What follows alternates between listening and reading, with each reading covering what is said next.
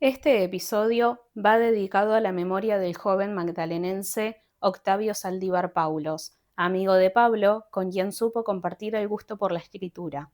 Juntos hicieron el cuento Independencia, que fuera publicado en el libro de Octavio Frágil Vida. A él, a su enorme talento y a su memoria, va dedicado este capítulo de Magdalena, Memorias que guardar.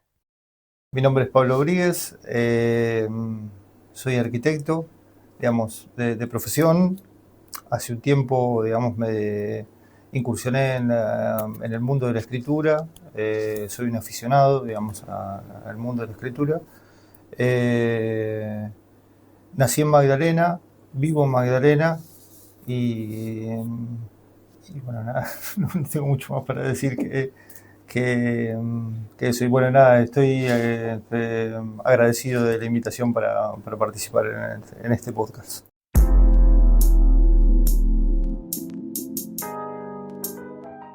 Esto es Magdalena, Memorias que guardar, un podcast sobre la Magdalena del pasado, del presente, sobre su gente.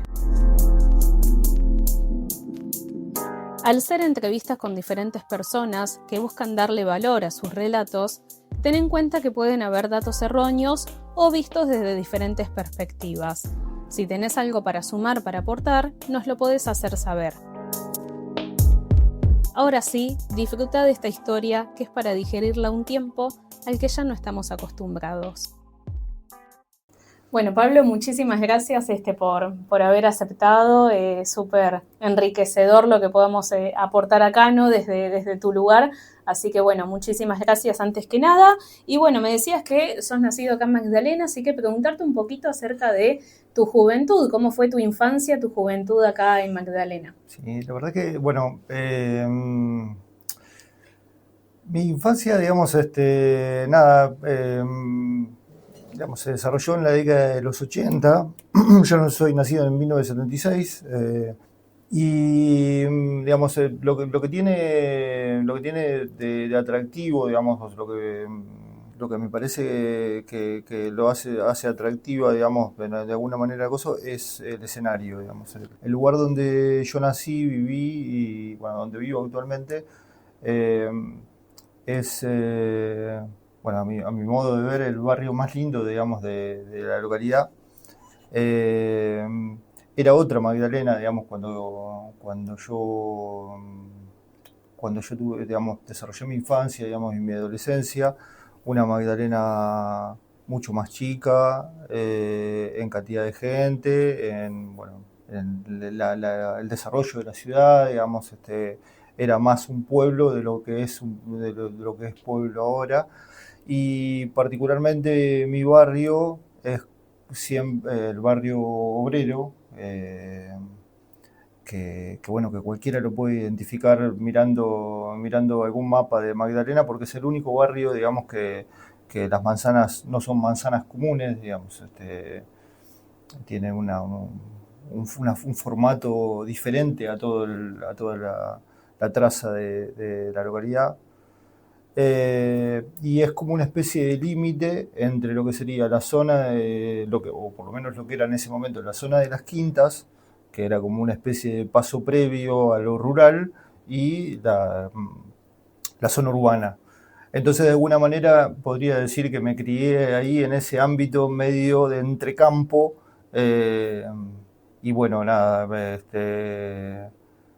como en una época donde, bueno, no, obviamente no había celulares, no había internet, no había cosas, y era salir a una hora determinada y no saber a qué hora volvías a tu casa, digamos, saliendo a jugar, jugando a la pelota con mis amigos del barrio. Un barrio que cambiaba mucho, digamos, en su fisonomía, porque como enfrente también, dentro del barrio está metido un barrio militar, con lo cual venían gente de otros lugares del país. Entonces uno convivía con chicos de Córdoba, de Salta, de Jujuy, de Chaco, digamos, de todas las partes del país, porque venían de pase al regimiento. Entonces, bueno, por 4 o 5 años siempre ibas cambiando como el plantel de chicos. Y bueno, y después, La adolescencia también está marcada por esa Magdalena de los 80, de los 90, eh, como muy pueblerina, muy tranquila, mucho más tranquila de lo que es ahora, o de lo que uno puede reconocer ahora como tranquilidad. Sí, que Eh, sigue siendo tranquilo, ¿no? Pero sí, también es verdad que era un poco diferente en algunos sí, aspectos. sí, Me sí, tocó a mí misma, ¿no? De sí. que hoy por ahí hay mucho más cuidado con algunas cuestiones. Ujú. Sigue siendo seguro Magdalena, ¿no? Sí, Pero sí. mi infancia también era mucho más de andar en la Yo calle, creo salir que en la todo el bici. que, claro, todo el que vivió, digamos, en esa época es la vida para los que no son de Magdalena, por ahí que tienen la posibilidad de escuchar esto también es muy propio de la vida de pueblo, digamos, esta cosa de manejarse sin ningún tipo de temor a que sucediera Ujú. algo. eh, Dejar la bici afuera sin Total, las inconvenientes. puertas abiertas, autos sin llave, o sea, con las puertas abiertas, la misma casa, digamos, con la Claro, puerta abierta. Eh, digamos, no había como ningún tipo de resguardo con eso, y obviamente en la seguridad propia de uno andaba para cualquier lado, digamos, por cualquier lado, sin la necesidad de que tus padres supieran dónde estabas, digamos. claro. Hoy está todo como muy eh, como que hay como una especie de ubicación, digamos, todo el tiempo de dónde tenés que estar, dónde, cómo, cuándo, y en qué determinado tiempo, digamos. O sea, cambió mucho eso, lo veo con mis hijos, digamos, ahora Claro. que vivieron esta época, se criaron durante esta época y que es muy diferente a lo que nosotros vivimos. Sí, y al mismo tiempo, ¿no? Esta cuestión de lo tecnológico quizás nos lleva, porque si no hubiésemos tenido los celulares, a Bueno, la orden del día quizás hubiese sido parecido, ¿no? De que sí, mapa, me voy, sí, vuelvo, sí, nosotros para, volvían después. claro, nosotros para poder organizar algo, para poder cosas, teníamos que ir a la casa o sea, presentarnos en la casa de Claro. alguien, golpear la puerta y ver si estaba, digamos. Mm. A lo sumo, si alguno tenía la posibilidad de tener teléfono, llamar por teléfono, pero tampoco era un... Durante los 80, cuando todavía no había habido las privatizaciones de los teléfonos, no había muchas casas que tuvieran teléfono. Yo como que pude agarrar una época intermedia, digamos, entre la gente grande de acá que conoce cosas y ha visto cosas del pueblo, y como esta era más digital y, digamos, de modernización que vino después como muy acelerada después de los 90, digamos, Mm, la claro. aparición de los teléfonos primero, digamos, para mí era una rareza que alguien tuviera un teléfono, que alguien tuviera un televisor a color, por ejemplo, radios FM, o sea, todo ese cambio, todo ese proceso de cambio, digamos, yo tuve la posibilidad digamos, de atravesarlo, Sí, digamos, los primeros hogares que tenían computadora, porque si ni bien ya hablar, estaban, ni acá hablar, siempre llega todo más tarde, sí, entonces también es eso, eh, digamos, a mí también nací en el 98, pero en mi casa no, tampoco en un momento no había celular, hasta que claro, se adquirió el primer teléfono, que era un ladrillo, sí, tal cual. hasta que mi mamá nos compró la primera computadora. No, la primera nos la pasó mi tío, porque se había comprado otra y era Claro, como la novedad. sí Hasta después era, comprar la primera compu y todo eso era este, un cambio. siempre fue un poco así. Es cierto que hay como en el pueblo, digamos, como una cosa de que todo llega como después, digamos. O Sí, sea, y en el mundo, ¿no? Porque sí, pero uno nota que acá en Magdalena, digamos, como esta cuestión de pueblo, digamos, como que todo llega como mucho después. Yo recuerdo, digamos, en algún momento, no hace tanto, cuando todavía no teníamos banda ancha, la famosa banda ancha, digamos, en algún momento se promocionaba internet como que llegaba la banda ancha a claro. Magdalena. Hoy se nos hace bastante común, digamos, los semáforos, pero en algún momento no hubo, durante muchísimo tiempo no hubo semáforos. Sí, y los Y comentarios de esa época. ¿Viste que van a poner un semáforo? claro, digamos, y no son no es hace mucho, digamos, que nosotros tenemos ese tipo de cosas más ligadas al urbano, digamos. Siempre tenemos, si uno revisa anda dando vueltas por ahí un video de historias de la Argentina secreta, un programa que había en la década del 80 en lo que sería la TV pública, lo que era para nosotros Argentina Televisora Color en ese momento, un video sobre Magdalena, donde, bueno, muestra, digamos, el paisaje de Magdalena, la gente de Magdalena, y uno se encuentra con un entorno rural muchísimo más, más fuerte de lo que en realidad uno imagina, digamos. Eran apenas, yo creo que eran apenas 5 o 6 cuadras alrededor de la plaza lo que estaba netamente urbanizado. Después el resto era como un escenario muy rural, de apariencia muy rural. A pesar de tener manzanas, de tener una luz en cada esquina, digamos, no había luces de mercurio, digamos. Bueno, todos esos cambios, esos procesos de cambios que vinieron durante los 90, digamos, incluyen mi infancia en los 80 y mi adolescencia en los 90, digamos. Pero está bueno tener, para mí siempre fue como muy interesante encontrarme en que pude atravesar ambas cosas, digamos. Claro, esa transición. Aquella cosa, digamos, media vieja y pueblerina, y esto que está mutando sigue siendo un pueblo, pero está mutando más hacia una ciudad. Claro, claro. Por lo que me comentás ahora, ¿no? Esta descripción de lo rural, del urbano, de cómo era tu barrio, decís en tu infancia y demás, ya veo esa impronta, ¿no? De arquitecto, esa mirada de arquitecto que tenés. Sí. Así que bueno, quería preguntarte, ¿qué te llevó a estudiar arquitectura? Y bueno, digamos, yo creo que de vuelta un poco la influencia de mi barrio está puesta ahí. En Magdalena, digamos, por lo menos que yo recuerde, el primer arquitecto o uno de los primeros arquitectos es Manuel López y vivía en mi barrio. O sea, Manuel vivía enfrente a lo que sería hoy la famosa Plaza del Patolandia. Ahí vivían sus padres, ahí se crió él cuando llegó de España, llegaron exiliados. Y en los inicios de la democracia, estando de intendente Nicola, pidió a los diferentes barrios del pueblo que organizaran lo que serían sociedades de fomento. Y a través de las sociedades de fomento, digamos, como que el municipio elevaba ayuda para determinadas obras, digamos, para mejorar los barrios. Entonces en mi barrio se generó, digamos, cuando yo tendría 6, 7 años, una cosa así, durante 7, 8, ponerle una cosa así, iba a la primaria, se generaban reuniones en mi casa o en otras casas de los vecinos para organizar esto, bueno, la llegada de la luz de mercurio, digamos, porque en mi cuadra había una farola en la esquina, digamos, en cada esquina, y no había más iluminación que eso. Hace poco, digamos, registraba que el barrio está lleno de árboles y recordaba que esos árboles se plantaron durante esa época.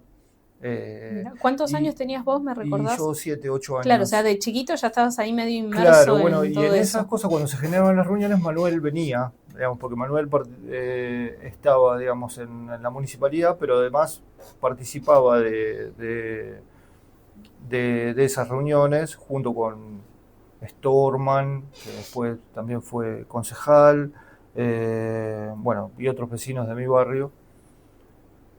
No recuerdo exactamente quiénes, pero bueno, eran casi todos los vecinos del barrio los que formaban parte de esa comisión. Y bueno, ella en alguna de esas, reuniones, yo no sé qué, a través de, la verdad que eso no tengo registro, pero como que querían que mi papá le mostrara a Manuel un plano que yo había armado del barrio. Con las manzanas, con la plaza, con el dibujo de las luces, una cosa muy de chico, pero quería. Y recuerdo con mucho entusiasmo, digamos, esta cosa de el vecino que era arquitecto que venía a la reunión y yo quería como que mostrarle el dibujito que yo había hecho. Y a partir de ahí fue como que se me generó un clic con lo de ser arquitecto, digamos. Obviamente yo no lo reconozco, no lo reconocí ahí en ese momento, pero sí recuerdo que le había pedido a mi mamá y a Coso que quería ir a aprender a dibujar planos. O sea, y mis padres me mandaron eh, a, a lo que había en ese momento, que eran clases de dibujo con Abel. Mira, Así que tuve la posibilidad de ir durante casi 2 años, me parece que fueron, a la casa de Abel a tomar clases con él. Obviamente yo le pedía, quiero dibujar planos, y él, digamos, yo después entendí que era un dibujo más técnico, pero bueno, me sirvió un montón porque aprendí la técnica del color, las perspectivas, digamos, un montón de cosas que después, a futuro, me sirvieron, digamos, para la carrera. sí, Eh, aprendiste con un grande de la cultura magdalenense, de los pero artistas además, más queridos sí, yo de Abel y tengo un talentoso, ¿no? recuerdo, digamos, muy personal y muy íntimo, digamos, que era el trato de lo que era ir a, la- a cursar, digamos, con él, digamos. Era una cosa, yo, digamos, o sea, era muy humano todo y sobre todo uno aprendía un montón, pero también me recuerdo que parte de las cosas que hacíamos cuando cortábamos, por ejemplo, teníamos una especie de recreo, yo lo acompañaba a Bel, íbamos por su quinta, a veces con la madre inclusive, tenían en algunos lugares determinados de la quinta, lugares donde las gallinas ponían huevos. Entonces, yo como lo acompañaba a recolectar, digamos, y hacíamos una recolección de los huevos que las gallinas dejaban por todo el lugar. Yo eso lo recuerdo con mucho cariño, a él lo recuerdo con muchísimo cariño, siempre le tuve muchísimo afecto, siempre me pareció una persona extraordinaria, de esas personas que están adelantadas a su época, digamos, eh, que de tal manera, digamos, a veces, para mí siempre fue como una especie de Charly García, digamos, alguien que tiene una cabeza, digamos, diferente a lo del resto. Se mimetiza, forma parte como de este caso, de un pueblo, pero la verdad que en su intelectualidad no había nadie que lo igualara, digamos. Y lo dejó demostrado cuando se hacían los corsos acá en Magdalena, que se hacían en la plaza principal. Se hacían normalmente carrozas, digamos, muy buenas algunas, pero hubo una que llamó muchísimo la atención. Yo lo que no recuerdo quién fue el jurado, pero siempre traían un jurado como de afuera. Ok. Y eligieron la carroza que había hecho Abel, que eran unas especies de muñecas, porque tenían cosas así medias felinescas, digamos. Había arte, digamos, en lo que él hacía, siempre había arte. Eh, y yo creo que, bueno, más allá del talento personal de él, eh, eso tiene que ver también mucho con la existencia de la escuela de arte que estuvo en lo que es ahora el museo, que creo que lo mencionaron el otro día, lo mencionó Mónica, eh, durante la década del 70 funcionó en lo que es ahora el museo, una escuela de artes donde venían profesores de La Plata, de Bellas Artes, y enseñaban, bueno, diferentes estilos, cerámica, pintura, eh, y de ahí salieron una tanda de muy buenos artistas, muchos de ellos que se confunden con nosotros dentro del pueblo, uno no sabe, digamos, no tiene idea, pero sin embargo eh, tienen producciones en sus casas guardadas de una calidad altísima, digamos. Pero estoy hablando de una calidad altísima. Yo eso lo pude ver en mi tío, eh, conocido por Garufo Basile, eh, que bueno, trabajó muchísimo tiempo en EDELAB, pero él era profesor, o sea, se recibió del profesorado de arte en esa escuela, y yo he visto cuadros hechos en tinta china de una calidad, digamos, que los puedo ver en museos en Buenos Aires. Claro, Eh, simplemente porque no se dedicaron, pero cuánto talento no claro, no, puede haber dentro y yo sé que como de gente él, que se dedica a otra cosa. es una cosa que a mí como que en algún momento voy a, porque bueno, como tengo curiosidad por todas estas cosas, en algún momento me voy a poner a investigar, porque sé que hay un listado de muchos alumnos que uno no conoce, que han pasado por esa escuela, y así como mi tío tiene guardado un montón de cuadros, silografías, hay un montón de gente que debe tener material y que debe ser valiosísimo, seguro. En algún momento se hizo una exposición, creo que en los 90 o en los 2000, sobre la escuela, y hubo expositores entre ellos estaba Abel, Kela, que es la hermana de Abel, y bueno, mi tío también expuso en ese caso. Pero bueno, así que volviendo a la pregunta, digamos, sí, yo creo que la primera sensación o la primera cosa, digamos, de dónde venía, tiene que ver prácticamente con mi barrio y lógicamente con la existencia de Manuel viviendo en ese mismo barrio, eh, como inspiración, digamos, para cosas. Después se me perdió en el tiempo, y cuando estaba terminando la secundaria, que había hecho en la técnica, eh, volví como a retomar aquella idea, y ahí como que, bueno, me anoté en la facultad y hice la carrera. Bueno, qué historia interesante y qué lindos recuerdos, ¿no? Acerca de muchos de los personajes, como en el caso de Abelito. Bueno, dejando a un lado un poco la arquitectura, veo que te gusta indagar como por muchas cosas. Conocí hace poquito que estuviste haciendo un poco ahí trabajos de investigación y demás con lo que fue la fábrica Celtia. No vamos a entrar en detalle porque apuntamos a otro lado. Bien. Sería interesante igual charlar en otro momento. Bien. Sos un amante del fútbol también, porque También. estás en el fútbol. Y también el tema de la escritura. Contame cómo surgió eso, que es por ahí el tema central, ¿no? de esta nota acerca de tus libros que tienen como escenario Magdalena. ¿Cómo empezaste a escribir? ¿Desde hace cuánto tiempo? ¿Cómo te surgió? Sí, digamos, creo que el,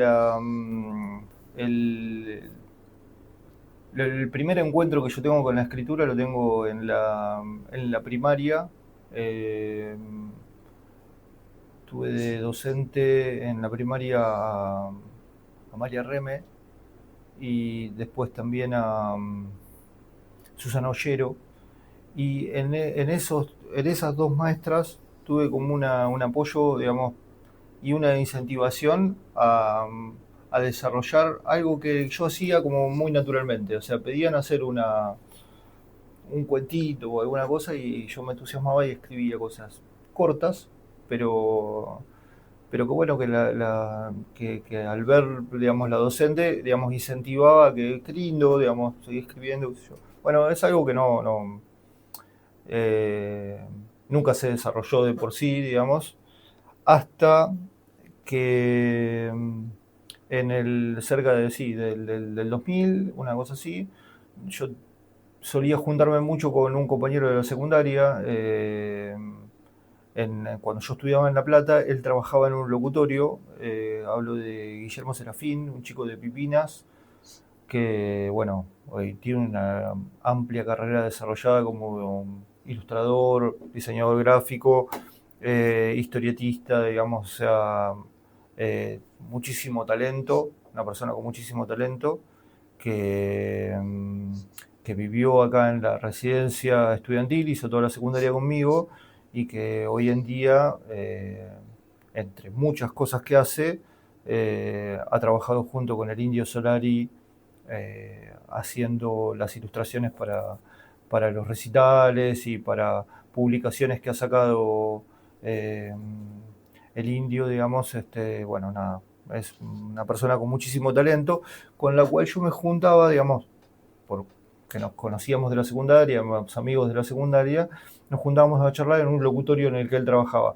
Y conversando con él, charlando con él, siempre tuvimos los dos como mucho, nos gustaba mucho a ambos el mundo de la historieta. Y compartíamos cosas, nos intercambiábamos. Y bueno, en una de esas charlas, qué sé yo, a mí me surgió la necesidad de escribir algo que después se pudiera convertir en una historieta, digamos. Y ese algo fue una historia, como si dijéramos medio policial, de investigaciones, una cosa así, que ocurría en Magdalena, como en la década del 70, del 80, una cosa así, donde dos personajes muy al estilo de Sherlock Holmes y Watson, digamos, resolvían un caso de como una especie de estafa. Bueno, nada, lo escribí, quedó ahí como en un borrador, qué sé yo, y cuando vino la pandemia, en esta cosa de tener demasiado tiempo para... eh, Sí, como, todos nos pusimos un poco creativos en la claro, pandemia, ¿no? A ver sí, qué buscamos para no, hacer. nos sobraba tiempo, entonces teníamos que volcarlo en algo. Bueno, yo lo volqué en sentarme y seguir esa historia de estos dos personajes y escribir historias que ocurrieran en Magdalena, en una Magdalena donde, bueno, nada, el escenario es prácticamente, ya te digo, o sea, de los 80, de los 70, 80, digamos ahí como en el principio de la democracia o como en ese límite. Eh, y con, bueno, nada, este condimento de que eran historias como policiales, de casos para resolver, en una, eh, fundándose como en una idea de que en Magdalena nunca pasan cosas, de que es un pueblo aburrido en el que no ocurre nada. Ok. Eh, y aparecen estas historias que no se conocen, que en realidad, bueno, vienen a demostrar que en Magdalena sí pasan cosas, pero como que quedan guardadas. Y Claro. nadie las, todo el mundo las conoce, pero nadie dice nada. O sea, vos retomaste como esta idea 20 años después entonces, porque Sí, me decía los sí, 2000 y en pandemia sí, decidiste continuar esto. sí, tal Bueno, cual. si no me equivoco, en algún momento me comentaste que las empezaste a subir a las redes sociales, alguna de estas historias, y cómo llegó a convertirse en tu primer libro, que es Cuentos de Magdalena en la sombra. Bueno, a ver, digamos, yo creo que ahí hay un poco de empuje, siempre se lo tengo que agradecer a Rosana Di Hipólito, que de alguna manera se entusiasmó con las historias, se entusiasmó con los cuentos, porque eran cuentos sueltos en ese momento. Eh, y después sucedió que hubo un montón de chicos de Magdalena que incursionaron en ese ámbito, entre ellos Mauro del Nero, que Mauro, bueno, profesor de literatura acá en el Instituto 58, y él publicó un libro, digamos, ya había publicado otro con anterioridad, pero yo lo desconocía, pero le hicieron un reportaje también radial y bueno, tuve la posibilidad de escucharlo y bueno, nada, contó cómo era el proceso y bueno, empecé a entender de qué se trataba publicar un libro.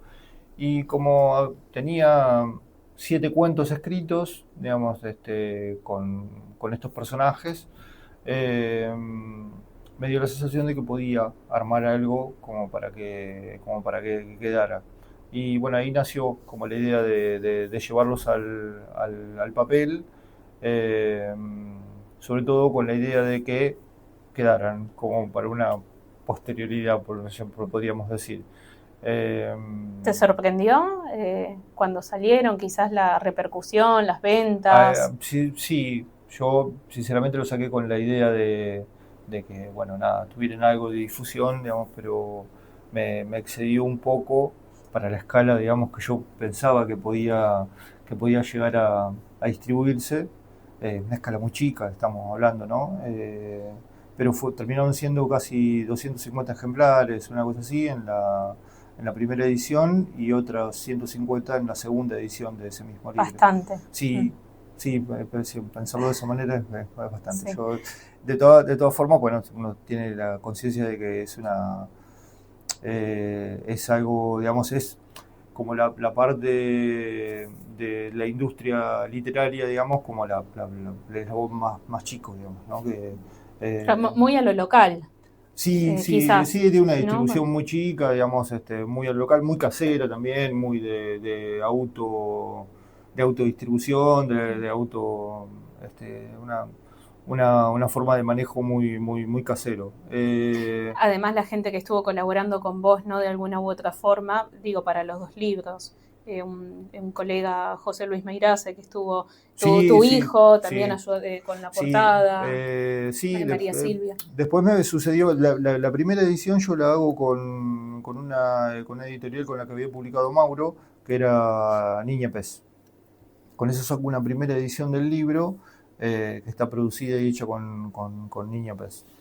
Y después me salgo de esa estructura y armo una segunda opción donde José Luis, que también, digamos, le tengo que agradecer muchísimo, digamos, todo el trabajo, la colaboración que tuvo para conmigo.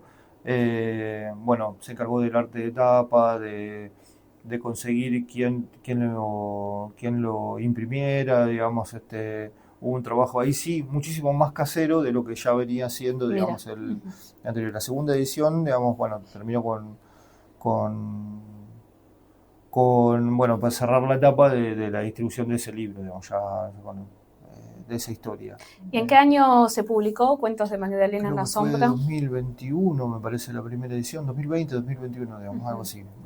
Yo no lo tengo totalmente presente, pero creo que fue ahí, Por ahí. en esa época. Bien, y poquito tiempo después, que fue 2020, ahora 2025, Cuentos de Magdalena, perdón, Muerte en el Puente Román y otros Sí, cuentos. sí, bien, sí, eso fue este año, sí. También producto de la pandemia y de disponer de tiempo, digamos, además de los cuentos de Magdalena en la Sombra, que eran como era una secuencia de cuentos o de historias, digamos, tipo como si fuesen capítulos de una serie. Aparte de eso, escribí otras historias con otros personajes, con otras situaciones diferentes, muchas de ellas, la gran mayoría, también con la misma idea de que sucedieran en el ámbito local. Y bueno, nada, en algún momento me quedaron como esos cuentos para ver qué hacía. Y entonces dije, bueno, nada, la idea sería que también terminaran como en una edición de libros. Y saqué una edición, sí, es así, ya muchísimo más casero, donde participó José Luis, donde participó mi hijo haciendo el arte de tapa, donde Anaí Ruiz Díaz hizo la corrección, o sea, fue todo hecho acá, en Claro. Magdalena. Bueno, eso está Y bueno, sí, ¿no? sí, La para mí, colaboración también además entre... linda, sí, porque, digamos, de alguna manera fue como que nos ayudamos entre todos, digamos. Claro. Eh, y bueno, sí fue una linda experiencia porque nos llevó un trabajo, digamos, que fue todo hecho acá en Magdalena. Y veo que el estilo que caracteriza, lo veo, ¿no? Porque además los he leído, es esto, ¿no? Mucho lo policial, la investigación, Sí, esto sucede algo. ¿Por qué elegís ese estilo? y yo es algo para empezar, que es algo que me gusta, digamos. Dentro del el policial, digamos, tiene como históricamente en Argentina, digamos, tiene como una potencia muy fuerte, digamos. Hay colecciones hechas por Borges y Bioy Casares, digamos, estamos hablando de hace muchos años. Eh, Colecciones de historias policiales. eh, bueno, nada, Rodolfo Walsh también, digamos, incursionó sobre ese, en otro ámbito, digamos, porque fue entre la mezcla de la ficción la nota periodística. Hay un montón de autores que se han manejado, o sea, o han incursionado dentro de esa temática. Y bueno, nada, yo tuve mucho contacto con esa temática y bueno, nada, me resultó fascinante. A mí me gusta muchísimo esa cosa de uno estar viendo una película, una serie o leyendo un libro y, digamos, como llegar al final y encontrarse con que todo lo que leyó, digamos, pierde como el sentido y te lo reubica en otro lado. O sea, como que te cambia toda la historia. Claro. Eh, Eso me resulta muy atrapante, digamos, sobre todo, digamos, sobre los finales. Eh, y bueno, nada, entonces eh, digamos, como ir para ese lado, digamos, buscar toda una historia y, bueno, nada, generar como esa cosa en el final donde uno no sabe exactamente cuál va a ser la resolución del asunto.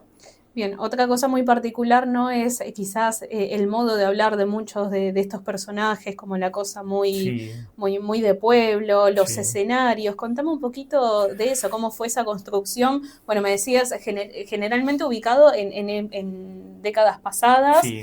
¿Cuáles son esos escenarios, esos personajes que empiezan a aparecer? Sí, en Magdalena en la Sombra, digamos, el escenario, bueno, es el pueblo y el partido de Magdalena, o sea, como que no Muchos solamente, alrededores hay. sí, sí, porque no solamente entra Magdalena, sino entran, digamos, con todo lo que era el viejo partido de Magdalena. Y en realidad también en los otros cuentos también sucede un poco eso. Eh, que es un poco el escenario, digamos, en el que yo viví. Entonces, de alguna manera representa o está la búsqueda de que las historias se generen en esos lugares, eh, porque siempre tuve como la impresión o la idea de que mucho de lo que uno mira está hecho en otros lugares. O sea, está pensado y, digamos, bueno, no sé, yo consumía muchas series cuando era chico, digamos, series en televisión, y todas eran, digamos, ocurrían en Estados Unidos, ocurrían en Europa, ocurrían en lugares distantes, digamos, ¿no? Ujú. Eh, entonces siempre pensé que, o por lo menos cuando me puse a escribir, digamos, deliberadamente pensé que tenía que ser en mi lugar. Primero por una cuestión de conocimiento geográfico del lugar. Claro. Muchos de los lugares que mencionan las historias son lugares que yo recorrí, eh, estuve en esos lugares, y muchas de las personas y personajes que yo menciono o los conozco directa o indirectamente, digamos. Y de alguna manera estaban en mi memoria como para poder... algunos no, porque obviamente son de otra época, como por ejemplo yo no conocía al intendente Mariani, que hoy que era dueño de un hotel acá en la esquina enfrente de la comisaría, pero uno de los casos policiales se desarrolla en torno a cuando él era intendente, que le pide a un par de policías que investiguen una situación, digamos. Entonces, obviamente pedí permiso a los familiares del intendente, eh, para poder mencionarlo, digamos, una especie de homenaje. Eh, lo mismo ocurre con Fantini, el personaje central, digamos, de, de Magdalena en la Sombra, que era un periodista que vivió en Magdalena durante muchísimos años, que ya fallecido, eh, para el cual yo tuve que pedir permiso para utilizar su nombre y de alguna manera ubicarlo en esta posición de periodista, investigador y además como un cerebro, digamos, en la investigación o en la resolución de los casos, que no era propio de él, digamos, o sea, pero que por lo que después mucha gente que lo conoció más íntimamente me comentan la descripción que vos hacés de Fantini, yo sin conocerlo, solamente de vista, esa es muy acertada, digamos, en la manera de hablar, en la manera de pensar, en la manera de los gestos, inclusive que se desarrollan en las descripciones del libro, son muy cercanos bueno, eh, eso fue una casualidad, digamos, Sí, tal vez. claro. Mira. Eh, pero bueno, perdón que por ahí me perdí en No, la... no, es que una cosa va llevando a la otra. No, era eso, hablando un poco, ¿no? del escenario de Magdalena y te Sí, había preguntado también de los personajes que aparecían. sí, yo respecto de los escenarios, un poco la idea era esa, digamos, que fuesen escenarios locales, Claro. un poco para, para que también quede un registro de que hay cosas que pueden ocurrir que pueden pasar en nuestra localidad. Ujú. Digo, porque pienso, digamos, ¿por qué no hay una serie, digamos, donde un caso se desarrolle, o sea, lo que ocurra en la serie se desarrolla en Magdalena? Ojo, después podemos llevar que aparezca Yo algún tengo, o interesado para sea, llevar tus o sea, en historias algún a... momento hablé con Igor Galup, que estuvo interesado con uno de los cuentos y a mí la verdad que yo no sé cómo armar un guión todavía, la verdad que es un mundo en el que me encantaría meterme, tal vez más adelante, Pero es algo que me interesaría un montón, digamos, que hubiera, digamos, una serie o una peli o lo que fuera, como hay, por ejemplo, cuentos, libros y qué sé yo, que cuenten cosas de Magdalena. Claro, ¿por qué no?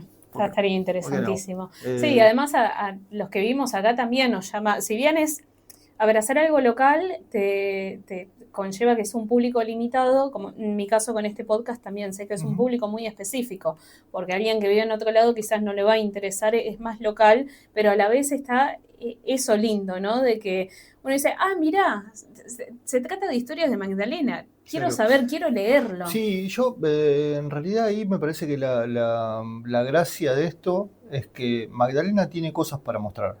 O sea, tiene idiosincrasias, tiene formas de ser, eh, tiene gente, tiene lugares, tiene muchas cosas para mostrar. Entonces, me quedo en esto que vos decías, digamos, de que sea local. Más allá de eso, digamos, puede transformarse en algo universal. Sí, totalmente. Porque el Una atractivo, vitrina, claro, ¿no? Para la afuera. claro, el atractivo, digamos, bueno, esto tiene que ver mucho también con esta mirada del turismo, ¿no? Eh, Digo, mostrar lo que uno es primero implica reconocer lo que uno es y después podés mostrarlo. O sea, si vos tenés un atractivo, primero tenés que reconocer que tenés un atractivo. A mí me parece que una de las problemáticas de Magdalena, por ahí lo estoy llevando por otro lado, pero una de las problemáticas de Magdalena respecto del turismo y de reconocer las potencialidades que nosotros tenemos, es que nos cuesta un montón, digamos, encontrarle el valor a las cosas cotidianas. O sea, nosotros pasamos por determinados lugares, digamos, hacemos determinadas actividades en la naturaleza y nos cuesta a nosotros mismos decir esto tiene valor. Tiene valor no solamente para nosotros, sino para explotarlo hacia afuera, para que venga otra gente y lo conozca.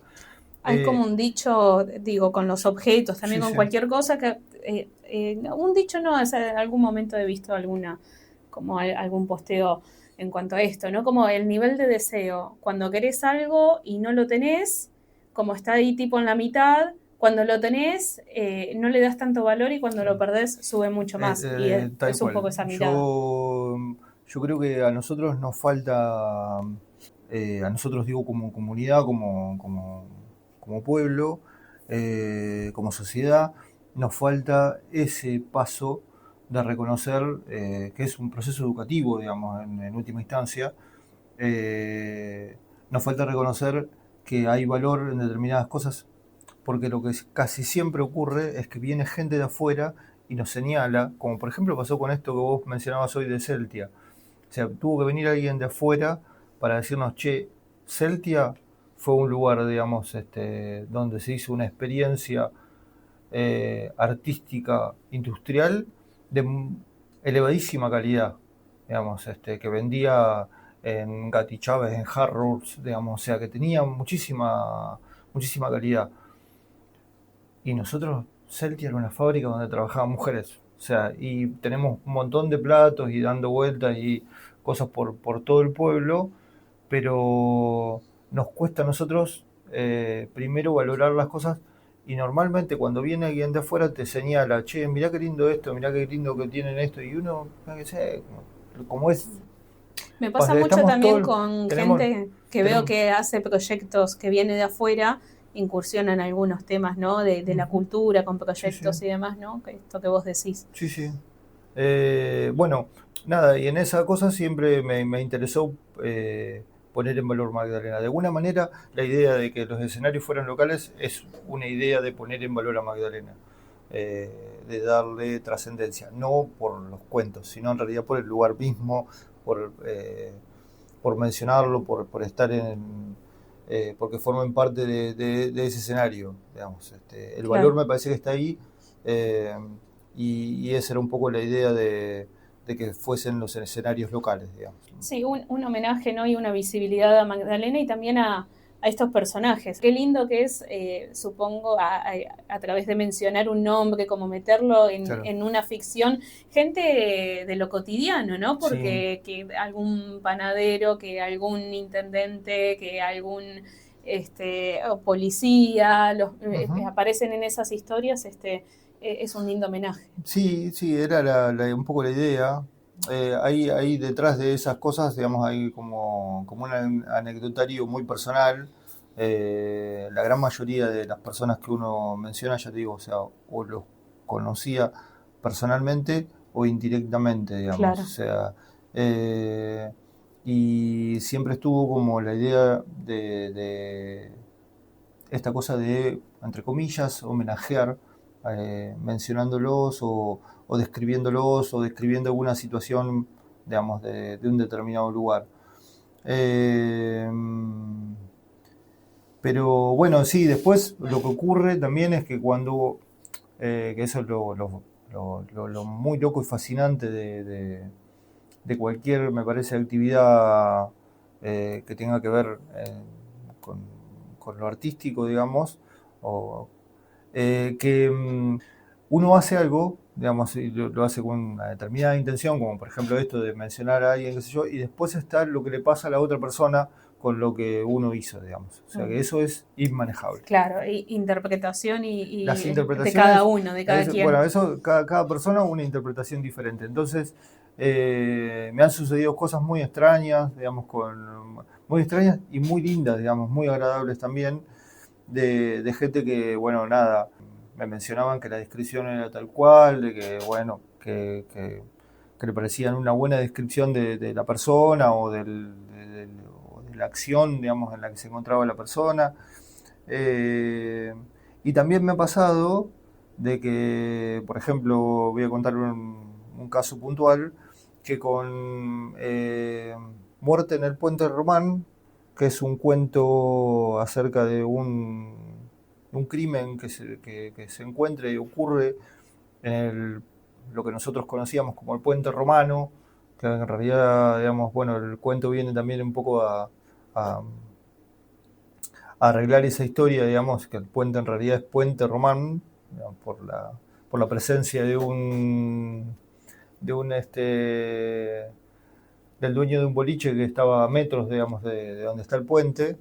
Eh, bueno, con ese cuento en particular, que está ubicado como en principio, finales del siglo XIX, principios del siglo XX, el cuento está ambientado en esa época. eh, Al tiempo de publicarlo, digamos, las redes sociales, vino una persona, me paró en la plaza y me dijo, yo conocía la historia del Ah, asesinato en el puente. Y yo, viste, me reí por un lado y le dije, ah, mira qué bien. Pero claro, la historia es todo producto de mi imaginación, digamos, o sea, no ocurrió realmente. Pero claro, como la gente después asocia, digamos, a determinadas cosas que uno por ahí desconoce, eh, digamos, bueno, tal vez en algún momento pasó algo ahí en el puente, no sé qué sé yo, es pero medio como inicio de telenovela o serie, si los hechos se corresponden, es mera casualidad, si claro, se claro, bueno, sí, corresponde quizás algo yo real. suelo hacer esa aclaración en la portada del libro porque, bueno, nada, después ocurre que al ser un escenario local, al ser un momento histórico, al mencionar gente, en algunos casos, al mencionar gente conocida, digamos, o que vivió, que existió, que entonces se genera como esa confusión de qué es la realidad, Claro. qué es la ficción. Digamos, es un juego interesante porque después eso de vuelta a la interpretación del lector implica, no sé, o creer que eso pasó, o creer que no, eh, o decir esto no fue verdad, esto no puede ser, o tomarlo como está la aclaración siempre está que los cuentos son ficción, pero bueno, después es lo que cada uno interpreta, digamos. Bien. Y vos como autor, ¿qué tanto, porque era una pregunta interesante, ¿no? Que te quería hacer, ¿qué tanto se mezcla la realidad con la ficción? Tomaste elementos reales, ¿no? Como el escenario, personajes, la historia, que es la parte de ficción, pero ¿hay alguna de esas historias que sea así como un poco cierta? Y hay algunas historias que se basan en historias reales y que están modificadas para una ficción. El caso de, por ejemplo, La pieza perfecta, es la historia de el Vasco Lazaguirre. El Vasco fue tornero de la base de Punta Indio durante, bueno, muchísimo tiempo, y él me contó la historia de que un día charlando con él me cuenta la historia de que había participado en el armado de unas refacciones, y el detalle que a mí me llamó muchísimo la atención y que me paró la oreja como para escucharlo, eh, era que me dice, vinieron unos técnicos ingleses a la base y nos hicieron hacer unas modificaciones para unos aviones. Nosotros no sabíamos para qué eran, digamos, porque estaba con muchísimo recelo guardado. Finalmente, esas modificaciones que los técnicos estos ingleses, digamos, hicieron para los aviones, eran para poder colocarle bombas a los aviones que tenían en la base, y fueron con los cuales se realizaron el bombardeo en la Plaza de Mayo en el año 55. Él me lo contaba porque encima era peronista, bueno, muy peronista, y me lo contaba con un dejo de tristeza, digamos. Entonces, la historia de que él participó en el armado de esas piezas, digamos, esa historia es cierta. Que los técnicos estuvieron en la base de Punta Indio, es cierto. Que los aviones se modificaron, se hicieron las piezas, es cierto. La historia que sucede alrededor del cuento es ficción. Claro. O sea, es el armado de ficción, porque yo lo que pensé es, ante la historia que él me estaba contando de una persona de 80 y pico de años, bueno, que me lo decía así medio con muchísima tristeza, de que había participado en eso, en una matanza terrible, digamos, hasta hoy media inclusive eh, como olvidada, digamos. Hoy en día hay por ahí un proceso más de recuperación de la memoria, pero él me lo contaba con mucha tristeza, entonces yo pensé que lo que podía hacer con el cuento era generar como una especie de nueva historia en la cual él se diera cuenta de que estaba participando en eso, hiciera algo para modificarlo. Entonces, como una especie de revancha para él, Claro. digamos, una revancha en la ficción, digamos, es una, si se quiere, un acto de justicia como para él. Y para esa tristeza que él me contaba cuando escuchaba la historia. Entonces, por ahí hay algunos cuentos que están basados como en algún relato o alguna historia que yo escuché en algún momento, pero que, bueno, después finalmente terminan en una ficción. No necesariamente, no son historias reales. Qué interesante. Ahora, una pregunta también importante que te quiero hacer, esto quizás más a nivel personal, porque está esta cuestión que vos decís, ¿no? Que cada uno lo interpreta de forma distinta. ¿Hay que tener algún condimento, algún chip especial para leer las historias? Porque me pasó particularmente de que algunas historias no las entendí. No sé si por falta de comprensión mía, si porque Bueno, no sé por qué se pudo haber dado. No, puede pasar que puede pasar que tal vez hay un contexto, como por ejemplo esto, si yo no cuento, no digo, digamos, explícitamente que la pieza perfecta está ligada al bombardeo de la Plaza de Mayo del 55, es probable que quien lo lea, digamos, no tenga esa referencia, porque yo no hago nunca referencia histórica, digamos, de decir, bueno, esto ocurrió, Claro. hay una descripción de eso, pero no es explícita, no hay una explicación. Entonces por ahí puede suceder que uno no termine de comprender el contexto, o no termine de comprender algunos detalles que están como medio perdidos, que son muy sutiles y que están perdidos ahí como para poder darle una vuelta de rosca. Okay. Por ejemplo. Sí, pienso que en algunas cosas, ¿no? Quizás hay que eso, ¿no? Entender el contexto. También me acuerdo de Muerte en el Puente Román y otros cuentos. Uno de ellos hablaba de un partido de fútbol que después no apareció más el pibe, entonces también ahí situado en un contexto específico. Bueno, claro, en el Capitán, que es el cuento que vos mencionás, es un homenaje a Alcides Barrenese. Claro. Es una historia que me cuenta, digamos, es un cuento de fútbol que a mí me cuenta el director de obras públicas que yo tenía en ese momento, Omar de Gregorio, que vive en Babio. Bueno, Omar me cuenta, él jugaba al fútbol para el Deportivo Payró y en ese mismo equipo participaba Alcides. Bueno, nada, él me cuenta la historia de una final que se desarrolla en Pimpinas, qué sé yo, y cuando me lo cuenta me pone el énfasis en su capacidad, la capacidad de liderazgo de su primo, Alcides, y en cómo el tipo se la jugaba para defender a sus compañeros, digamos, dentro de cosas. O sea, que tenía una capacidad neta de liderazgo. Esa, digamos, la idea de mencionar y de mostrar cómo se enfrenta a la policía, cómo se enfrenta al árbitro en ese momento, cómo ayuda para que uno de los jugadores se pueda escapar, es una metáfora, de alguna manera, de lo que a él le ocurrió.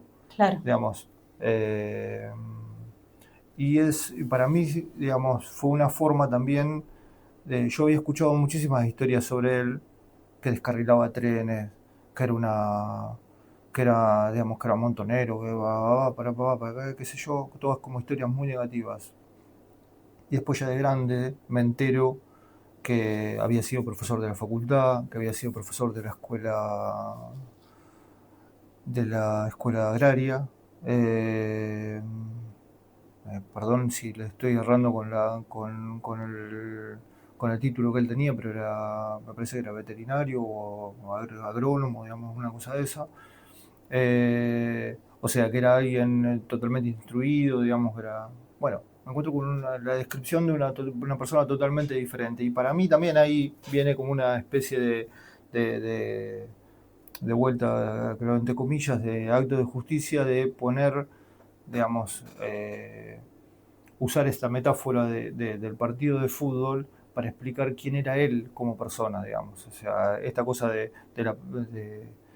de mucha gente que desapareció durante la época de la dictadura, que eran personas que hoy serían nuestros dirigentes, digamos. Hoy serían los dirigentes que hoy tendríamos que tener, muchos de ellos desaparecieron en dictadura por pensar diferente, nada más. Claro. Entonces, Sí, sí. hay un Hay una contexto. opinión muy, muy cargada también Sí, por parte hay de... un contexto histórico, digamos, que por ahí no está explícitamente en los libros, digamos, en las narraciones.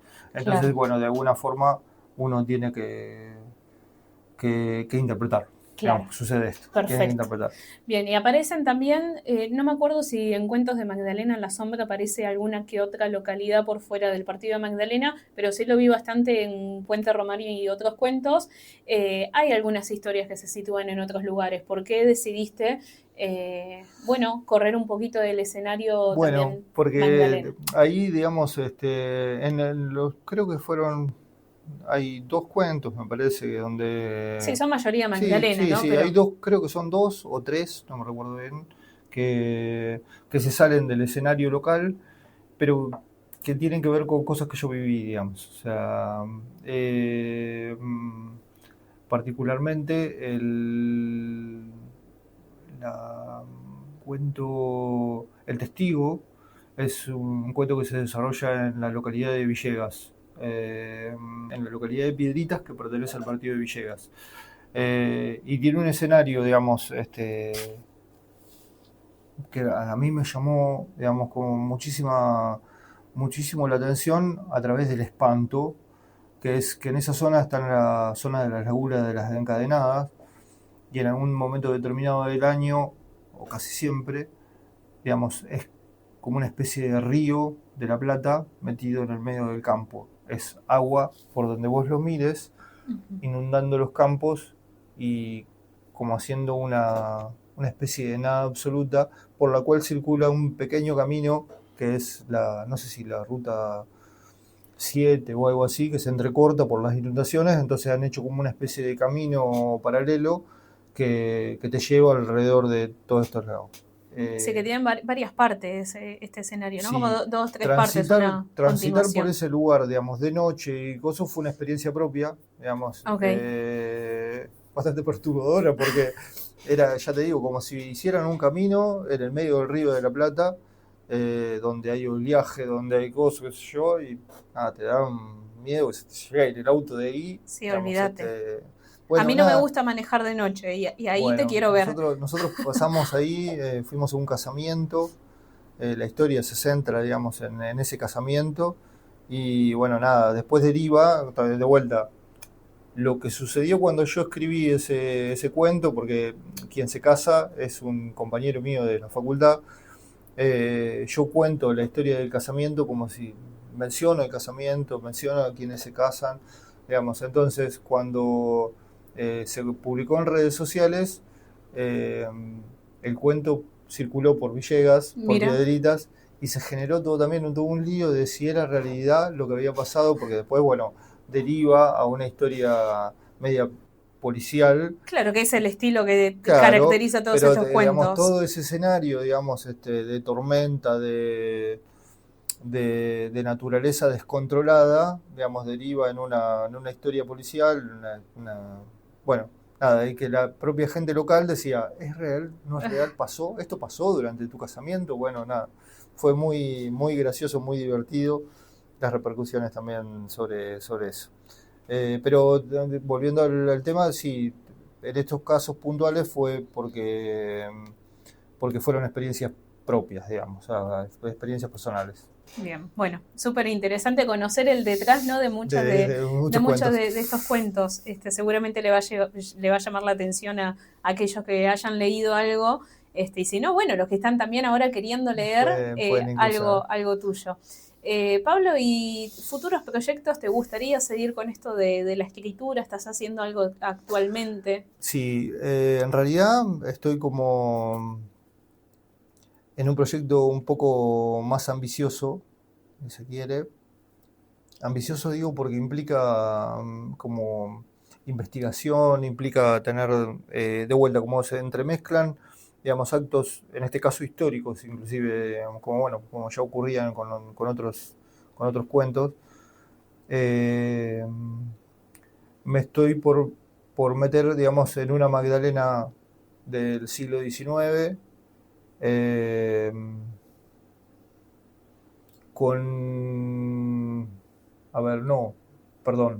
voy a corregir, con el siglo XVIII, en el que, bueno, nada, hay determinados hechos históricos, digamos, y en el que hay un trasfondo también como de traiciones, de espías, bueno, nada, entonces requiere como un trabajo previo de investigación para que algunos de los datos que van a andar dando vuelta alrededor de la historia, digamos, tengan alguna veracidad o tengan algún paralelismo con la realidad, digamos, o por lo menos con lo que históricamente se conoce de esas cosas. Mucha investigación, me imagino. Sí, y a partir de ahí, bueno, después, obviamente, sentarse a escribir la historia. Puntualmente hablo de vuelta, el escenario es local, va a estar vinculado mucho con Atalaya, pero también con Magdalena, con las postas de correos, que en este caso acá en Magdalena tenemos, aunque necesita tal vez un poco más de investigación, el lugar conocido como la sede de los gauchos de Magdalena, la posta de Aguirre. El bloqueo francés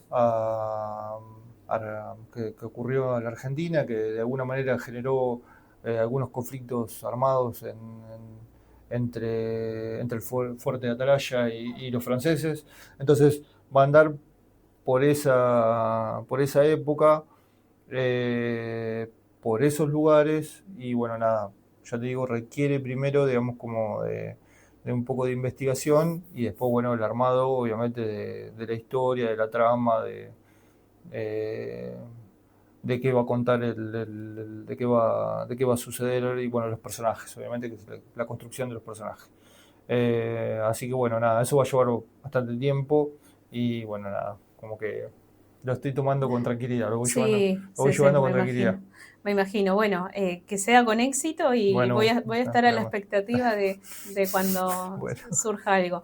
Bueno, Pablo, muchísimas gracias. Podríamos hablar de un montón de temas más. Sí. Me hubiese gustado incursionar un poquito más en la arquitectura. Quizá pueda quedar para otro momento, ¿no? Una segunda parte, hablar un poquito más de esto de la arquitectura local, pero bueno, estuvo Bueno. interesante el inicio hablando un poco de eso.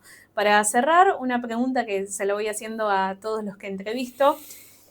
Mencionaste un montón de datos curiosos, por lo menos para mí, ¿no? Como adentrarme en algunas de estas historias, pero bueno, es la pregunta final, el broche con el que me gusta cerrar. ¿Algún dato curioso o poco conocido de los que no hayamos charlado que tengas en cuanto a Magdalena o alguna de estas historias? Es a libre interpretación tuya, ¿no? Lo que desees contar. Sí, bueno, creo que uno lo mencionamos, que fue el tema de lo del puente román, digamos, que le da... Claro, que le damos otro nombre, ¿no? Como Sí, en puente realidad sí, romano. el puente se conoció siempre, o sea, yo en mi infancia y bueno, mucha gente lo conoció como el puente romano. Para situarnos un poquito geográficamente, es el puente eh, que es como la antesala del ingreso a la Ruta 20.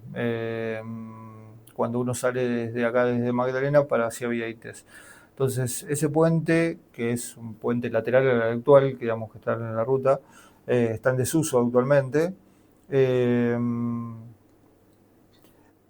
Todos los conocíamos como el puente romano. Y alguien publicó una fotografía o algo del puente, o lo mencionó en redes sociales, y Leandro Álvarez, el director de la Escuela 7, dijo: no, el puente no se llama Puente Romano, el puente se llama Puente Román, y se llama Román porque mi tatarabuelo, Román Navarrete, un francés que vino a la Argentina y se situó acá en Magdalena, era dueño de un almacén de ramos generales, boliche y toda esta cosa, que está a 100 metros de ahí, menos, tal vez menos, no sé la distancia exacta. Y bueno, entonces a mí me pareció un dato revelador y que cambiaba un poquito esta cosa costumbrista de nosotros, el nombre del puente, digamos. Porque no hay muchos puentes con un nombre, digamos. O sea, uno conoce el puente de Hierro, que está en la entrada de Magdalena, que era el puente ferroviario, el puente del Arroyo Bulinico. Normalmente tienen un poco los nombres, pero con un nombre, digamos, es raro. O sea, por lo menos para nosotros es raro.